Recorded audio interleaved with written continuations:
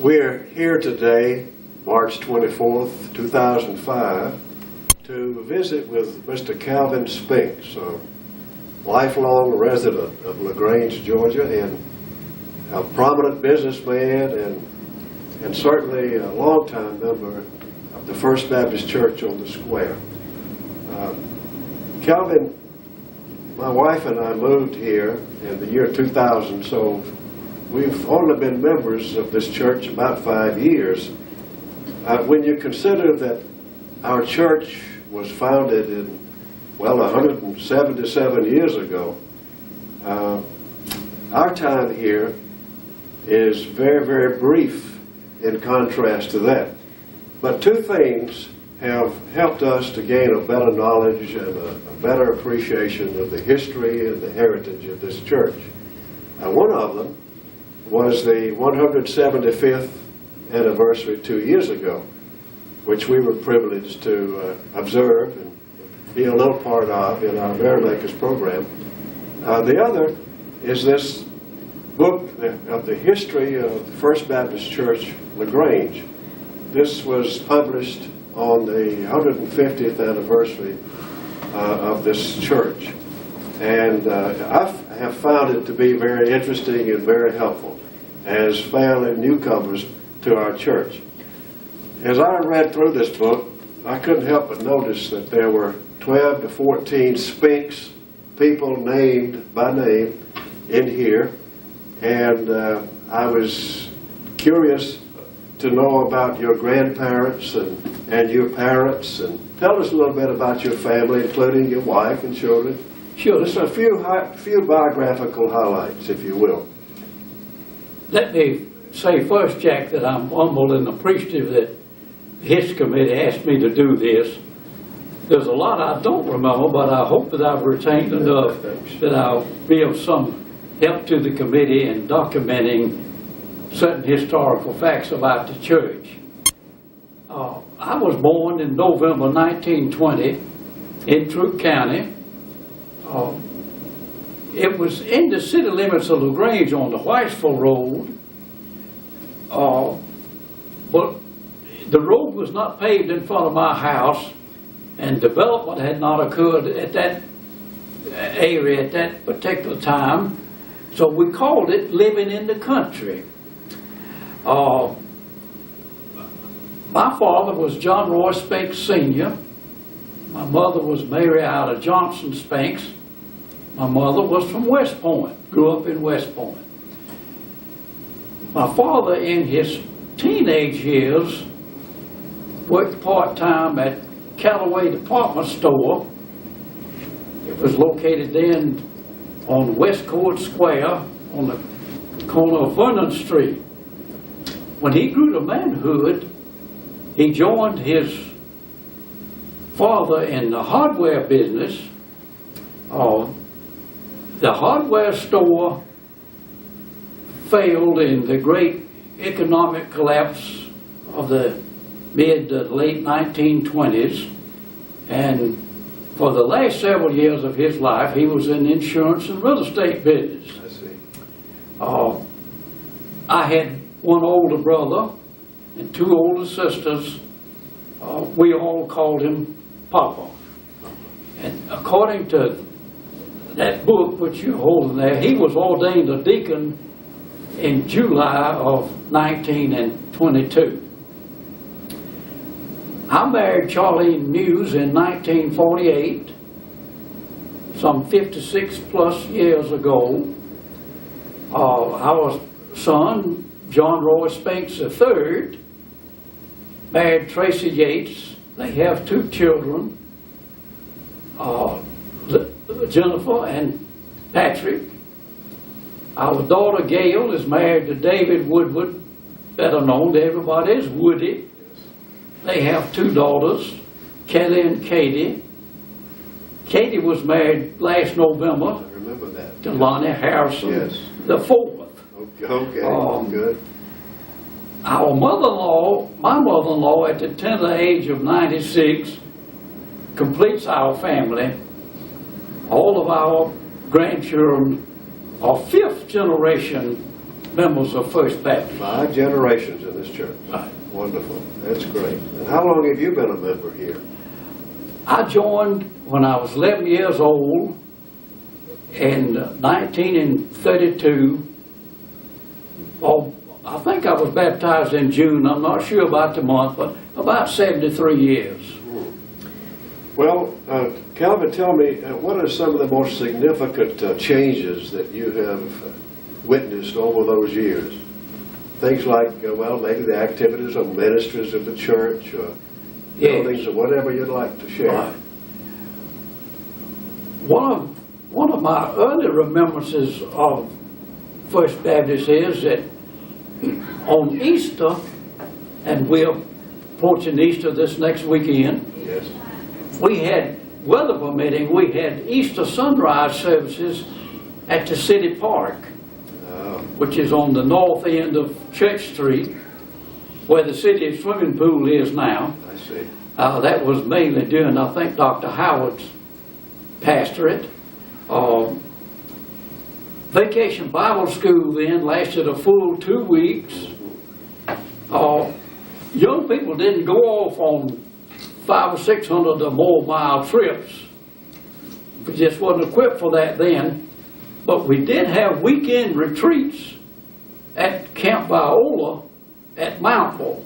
Those were exciting experiences for them, I Right. understand. Yes. That was a good place for us to meet. Yes. Also, in my early days as a young person in the church, on Sunday evening, prior to evening worship service, we had what you call BYPU, Baptist Young People's Union. Yes. It was a kind of a misnomer because everybody from young to old came to BYPU. Okay. So they finally changed the name to BTU, Baptist Training Union. And in Baptist Training Union, we studied a lot about what Baptists believe. Yes.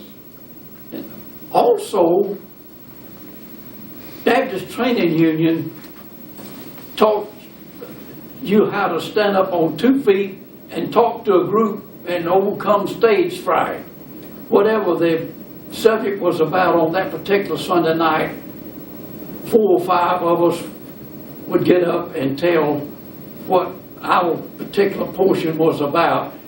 We called it taking parts. Okay. And in the Baptist Training Union, I don't know if it was throughout the whole Southern Baptist Convention, I think maybe it was, but anyway, I know in the state of Georgia, once a year in December, we'd have what we call M Night, Mobilization Night. Oh, yes. And there would be a lot of rivalry about which church could have the most people in attendance at M Night. Is that an association And event? you go to some central place in each association, and you'd have an inspirational speaker, sing hymns. One of my cousins, who lived in Atlanta, Georgia, Calvin Pratt, he's named for the same great-grandfather that I'm named for, he originated M Night. I see. Okay. That was a very inspirational thing. Baptist Training Union, I guess it finally ran its course when we started discontinuing having Sunday night worship services. When I was about 15 or 16 years old, I was in the Young People's Department. Ms. Early Salmons was the department director. They were members of our church. Her husband was a Ford dealer. Mr. Fuller Calloway Jr. was my Sunday school teacher. Due to limited space, the Young People's Department met in the sanctuary. Some of them had classes on the first floor. Some of us had classes in the balcony. A sizable group, I'm sure. Sizable group. The janitor would put up curtains to give you a little bit of privacy between classes. When I was 18 years old, I began teaching in the junior department, a class of 10-year-old boys. 18 years of age. I was 18 when I started teaching Sunday school. Miss Willard Breyer was our superintendent. Miss Ruth Jacobs, a longtime member of our church, was her associate. We had about 6 teachers. I remember one of them was Lester Mann. Another one was Virginia Blackman, Betty Blackman's sister. Okay. We had a great group working together. We just enjoyed being with each other.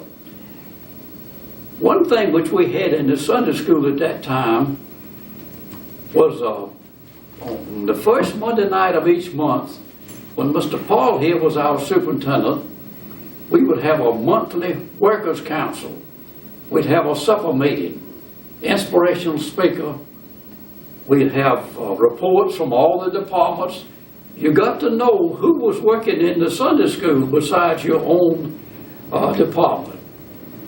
It was a very inspiring thing to have that monthly meeting, and I think as a result of that monthly workers' council, we were finally able to obtain the Advanced Standard Award, being one of only 2 Sunday schools in the Southern Baptist Convention to reach that In the designation. convention as a whole. That's right, Southern Baptist Convention. Very meaningful award.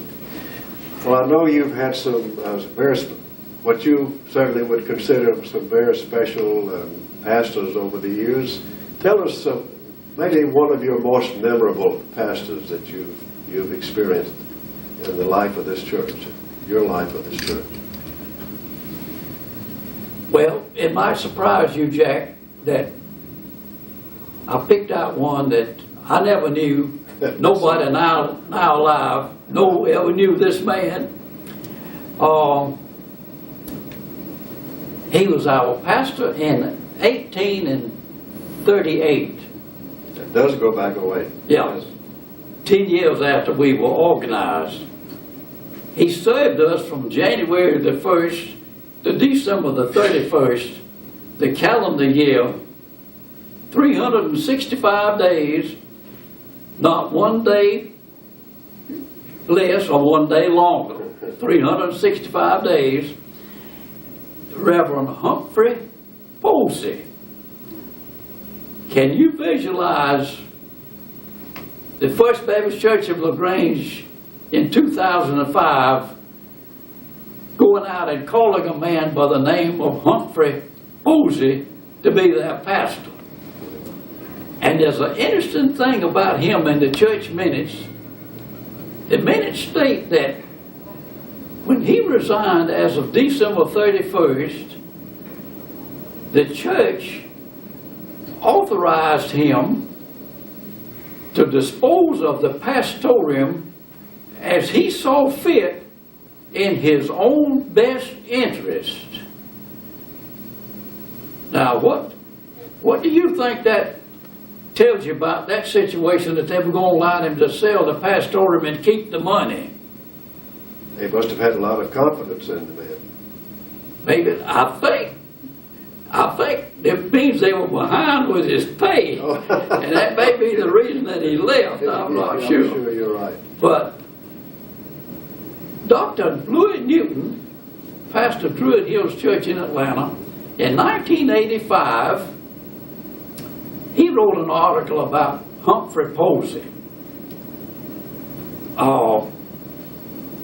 And I recognize the name because just a few years prior to that, we had celebrated our 150th anniversary.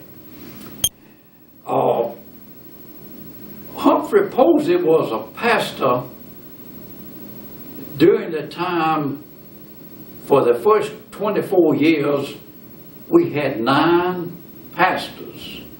Dr. Leon Clark wrote a condensed history of the First Baptist Church. She took it by decades. I see. Every 10 years, she'd tell the most important events. She said this first 24 years was a time of discouragement because we had so many pastors. We had 9, as I said, in the first 24 years. For the last 100 years, beginning with Dr. Vaughan in 1902, we've only had 9 pastors. That is interesting, isn't it? But I looked over Dr. Newton's article about Humphrey Posey. I got some good information about him. He said Humphrey Posey was born in 1780 in Henry County, Virginia. He never went to school. His mother taught him to read. And by the time he was 7 years old, he had read through the entire New Testament. Paradoxically, although he never went to school, he taught school in and around where he lived in Virginia in his early days. And after he was ordained a minister, he was appointed by Baptists as the first missionary to the Indians out west. Yes. In the early days of Dr. Newton's ministry, he went on a trip out west visiting some of the Indian reservations. He was accompanied by Will Rogers, the famous humorist. Sure. When he got to the Cherokee reservation, they showed him a monument that they had erected to Humphrey Posey. And the inscription on the monument said, to Humphrey Posey, he was our friend. He came to tell us about Jesus. Isn't that interesting? Yeah. Humphrey Posey was present in 1822 when the Georgia Baptist Convention was organized, and in 1845 he was present at Augusta when the Southern Baptist Convention was organized. He was twice married. He fathered 10 children, and he died at Newnan, Georgia, in 1846. I just felt like after reading Dr. Newton's article that he was the most interesting person, and possibly he didn't stay with us quite long enough for us to get well acquainted. Yes. We might have liked him pretty well. Yeah, I'm sure. I just think he was an interesting man. And that's a great story, and I appreciate you sharing it. I commend you for the way you've researched that and delved into more of the history, because I cut out Dr. Newton's article. I've got it in my history book. Good. Yes. Good for you. Well, Calvin, turning to other personal memories that you may have, share what you will about some events that took place in church, like weddings, or perhaps your salvation experience. Anything you'd like to share about those things? Yes. Of a personal nature. Well, as far back as I can remember, my parents brought me to Sunday school. And as soon as I was able to comprehend what my teacher was saying, I believed in Jesus. I never doubted it, and never had any reason to doubt it. When I was 11 years old, my Sunday school teacher was Mr. Arnold. He was a tree doctor, tree surgeon. He was a small man, probably about 5 feet, 5 or 6. Wouldn't weigh more than probably maybe 120 pounds. But he could throw a rope over a limb and go up a tree just like a squirrel. So I've always considered him a modern day Zacchaeus, who climbed up the sycamore tree. Certainly. But Mr. Arnold encouraged me to make a public profession of faith in Jesus when I was 11 years old. Okay, all right. When he asked about funerals, Probably the funeral that had the most profound effect on me that took place in this church was my father's funeral. My grandfather had died in February of 1931. On the morning of May the 25th, about 8:30, my father was prepared to go to the office, and he was suddenly stricken with a fatal heart attack. Right. We planned his funeral for 3 o'clock. Here at the church the next afternoon. On the morning of the day that he was to be buried, my grandmother came to the house to be with us and to get ready to go to the funeral. She was in the house about 15 minutes. She collapsed and died. Oh, Calvin. Dr. Benz, our pastor, had preached his final sermon this Sunday, the 24th, preparing to go to the First Baptist Church at Roanoke, Virginia. He and my father were good friends. Dr. Benz liked to bird hunt. So when quail season would open up, Dr. Benz would come out to the house and he and my father would go hunting together. He delayed his trip to Roanoke, stayed over several days actually to preach my father's funeral and my grandmother's funeral. In 90 days' time, we buried my father and both of his parents, and I was 10 years old. That was a pretty traumatic experience. Yeah, it had a tremendous effect on you. That'll age a 10-year-old boy pretty fast. Thinking about weddings, a little bit more pleasant than thinking about funerals. Right. I remember my own wedding in the out of Case and Callaway Chapel. Dr. Cook performed the ceremony.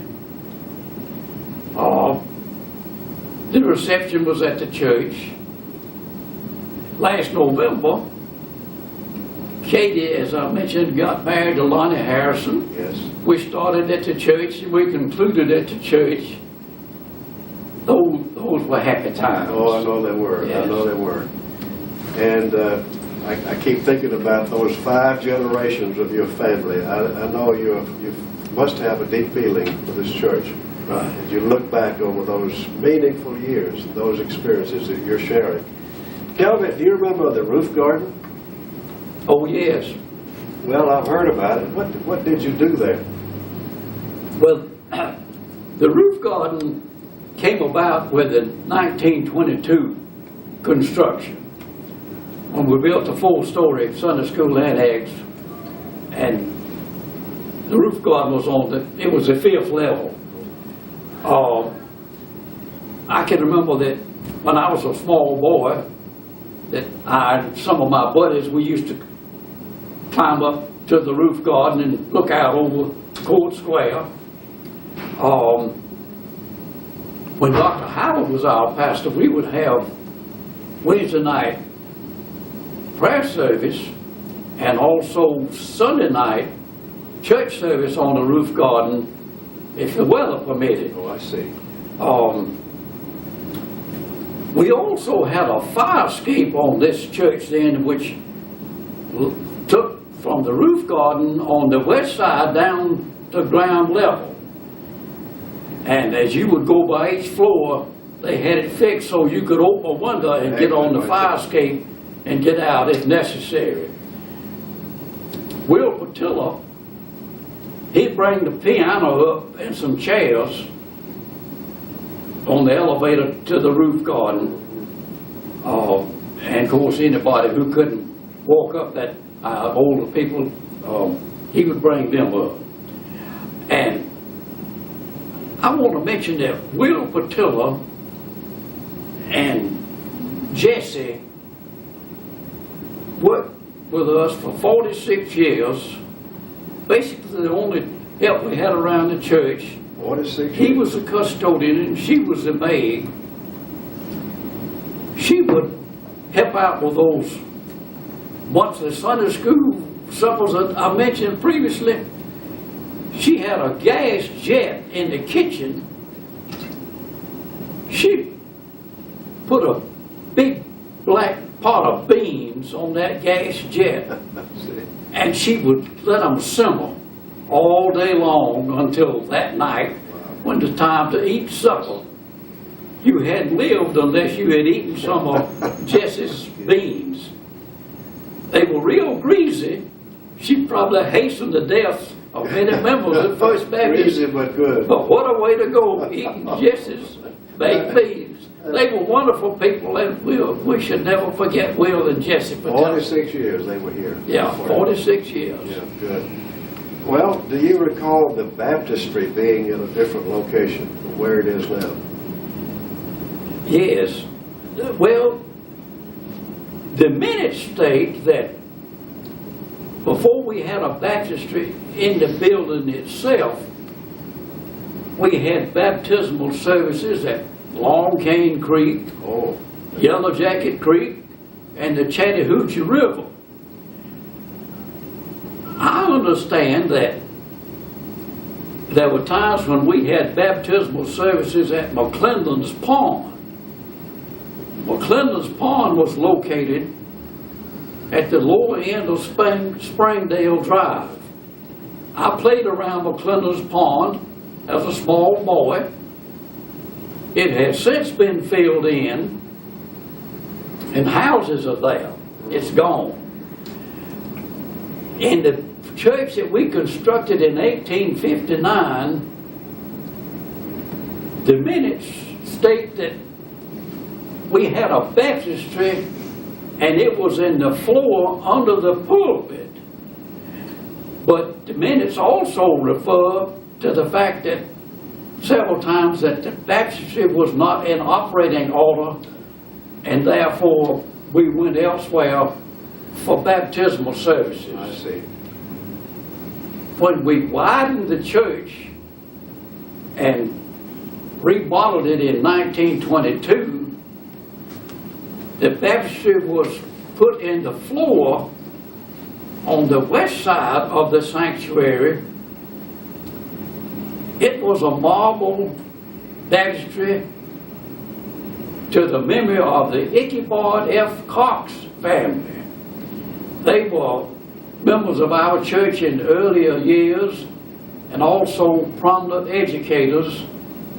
That's where I was baptized by Dr. Howard in 1932, in the floor on the west side. In the late 1930s, the baptistry was moved to the center of the sanctuary behind the choir loft. Yes. That was a gift from Mr. and Ms. R.O. Fall, who were prominent members of our church. I see. Well, since you were talking about reconstruction and renovation and buildings and so forth, tell us a little bit about some of the different building programs that you were personally involved in, or you are very familiar with, know about.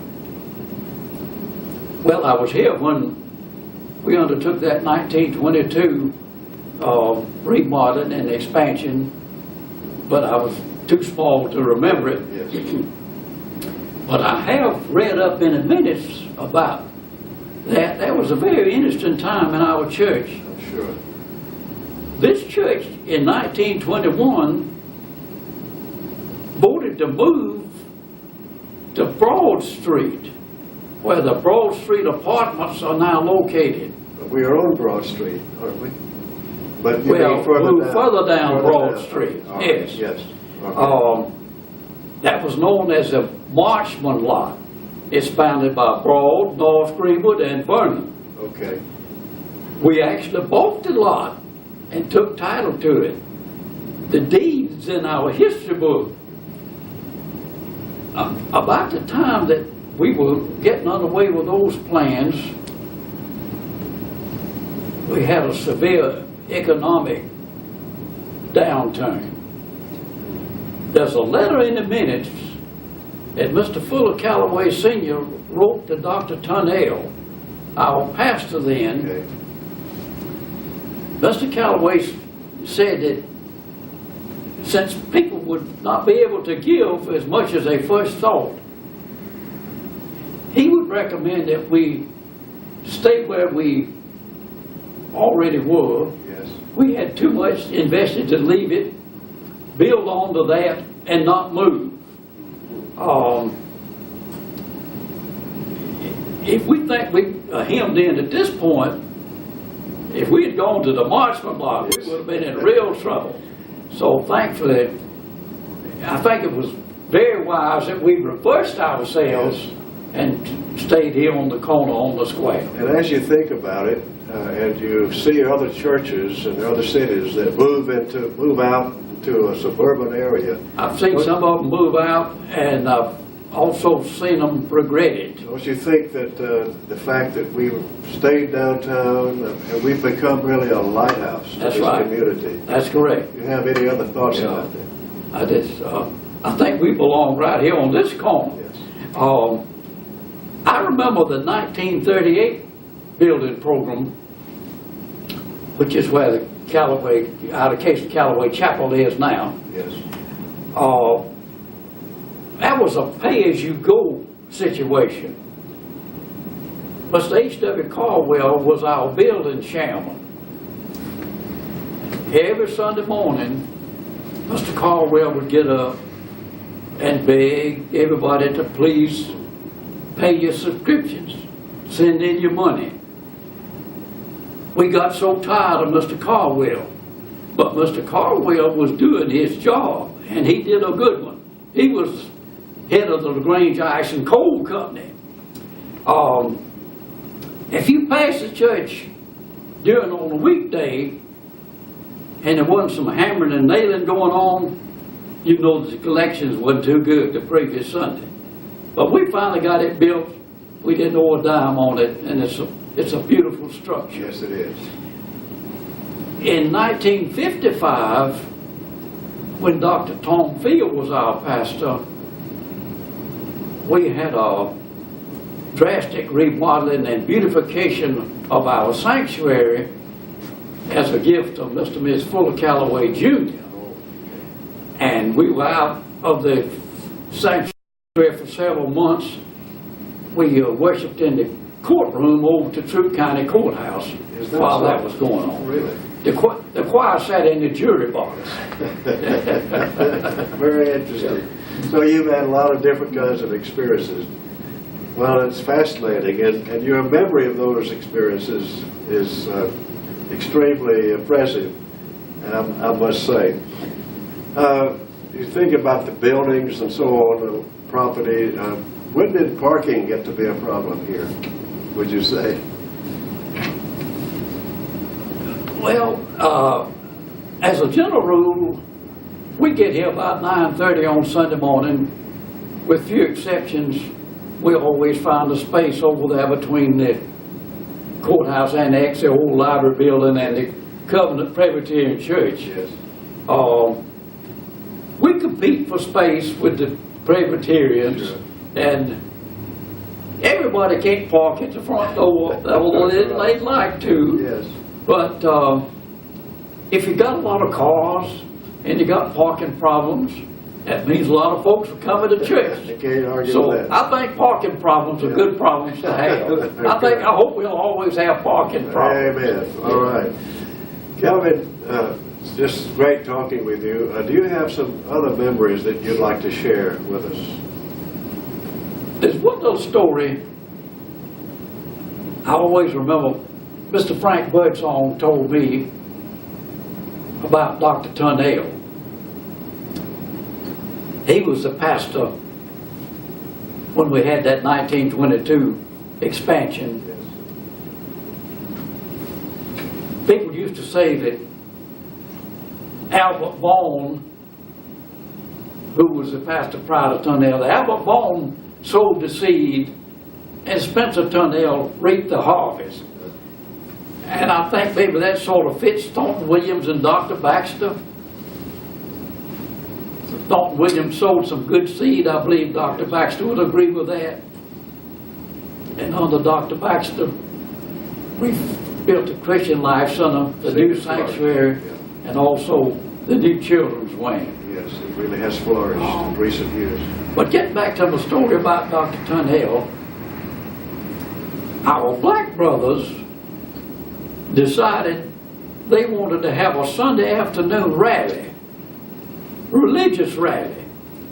They wanted to have it at the courthouse, which was then over here where the fountain is. Square, yes. They wanted one of the uptown white preachers to preach to them. They went around to the Methodists and the Presbyterian preachers and so forth, and it seemed like they all had some kind of conflict. They finally got to Dr. Tunnell and asked him would he preach to them. He said sure, he'd be glad to. But Dr. Tunnell, he was a pretty forceful preacher.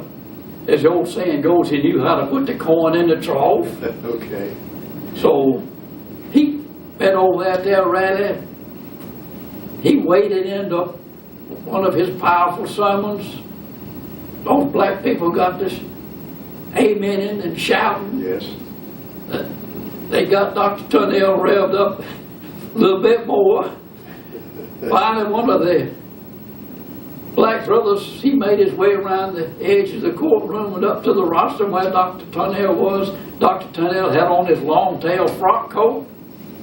He grabbed hold of Dr. Tunnell's coat. He said, Mr. Dr. Tunnell, he said, you're going to have to eat it off a bit. He said, I'm afraid these people are getting ready to tear down the courthouse. Oh, that's a great story. I appreciate you sharing that. Mr. Ely Calloway found Dr. Tunnell at Morristown, Tennessee, and we called him. Somebody asked Dr. Tunnell one time, said, how long did you preach before you weren't afraid to go into the pulpit? He said, I never have been unafraid to go into the pulpit. He said, if I wasn't scared, I couldn't preach. And if he was planning to be away from his pulpit the Sunday before, he would tell the congregation, I'm going to be gone next Sunday. Brother so-and-so will be filling the pulpit. He deserves your respectful hearing. And he'd point each one of them, look them in the face. I expect you and you and you to be here. Really challenge them, yes. And the sanctuary would be full, even though the pastor wasn't there. In thinking about all of our pastors, particularly those beginning with Dr. Vaughn in 1902, there seems to be an unusual thread of continuity and similarity running in and out among some of these pastors. Well, that's interesting. For instance, we furnished two pastors to the Trinity Baptist Church in Moultrie. Dr. Cook was our first pastor. Dr. Williams was our second pastor. After they had taken Dr. Williams, we had Dr. Cary Vinzant, president of Tift College, preach for us one Sunday morning. And when he got up, he said, I bring you greetings from the Trinity Church at Moultrie. And they ask that you please select your next pastor with care. Well, that went over like a lead balloon. We weren't much interested in hearing from the folks at Moultrie after taking two of our pastors. Sure. But anyway, we also furnished two pastors went on from here to become pastor of First Baptist Church, Springfield, Missouri. First Dr. Howard and later Dr. Field. Okay.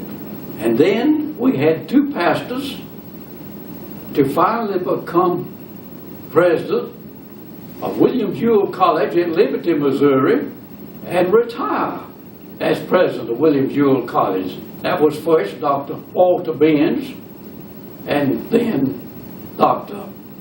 Thomas Field. And this was since 1902. Oh, yes, You're yes. talking about, Yes, I'm talking about maybe beginning maybe within 1960s and on later. Yes. Dr. Field is still alive insofar as I know, and of course, Brother Malcolm Cole Davis is still living. I believe they're the only two former pastors that are still alive. Yes. Dr. Field would be close to 90. He was alive several years ago when I corresponded with him. Well, it's pretty obvious that you have kept up with these folks. And I was his church clerk. Well, you were church clerk twice, as I read in this book. I believe you were clerk twice over the years. And you were also chair of the deacons at one point. One time, yes. When we built the sanctuary in 1995 under Dr. Baxter, we didn't lay a cornerstone, but we filled up a time capsule that we requested be opened in 2078, 73 years from now. That would be like the 250th anniversary? That's right, 250th anniversary. We had a evening service to dedicate the time capsule and to fill it. We sang a little song when we did that. That song said, "May those who come behind us find us faithful." So that's what we need to be working at. There'll be a different crowd in 2078. Most of us won't be here. Right. But we hope that they'll say, yes, these people were faithful, that they did their best to carry the message of Jesus. I know that will be a big event, and it would be great if we could be there, but we don't anticipate that, do we? Where did they locate that capsule? It's in this wall. Oh, right here. Right here, where the cornerstones are.